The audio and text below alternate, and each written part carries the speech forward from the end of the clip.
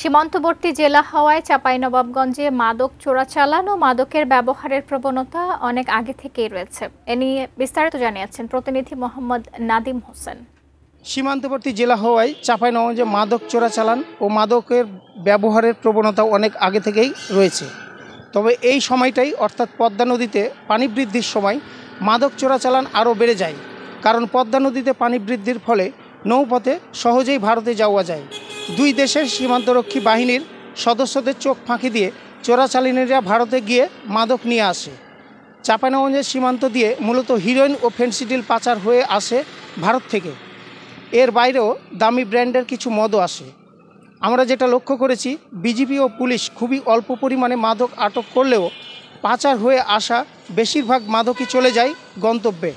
আপনাকে আরও একটি তথ্য জানিয়ে রাখি, গত মাসে পুলিশের অভিযানে উদ্ধার হয়েছে হিরোইন 241 গ্রাম, ইয়াবা 1375 পিস, ফেনসিডিল 810 বোতল, গাঁজা 12 কেজি 305 গ্রাম, চোলাই মদ 2684 লিটার এবং বিদেশি হুইস্কি 1 বোতল।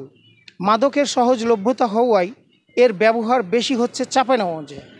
মাদক সেবীদের চুরি ছিনতাইয়ের কারণে জেলার আইনশৃঙ্খলা পরিস্থিতির অবনতি হচ্ছে।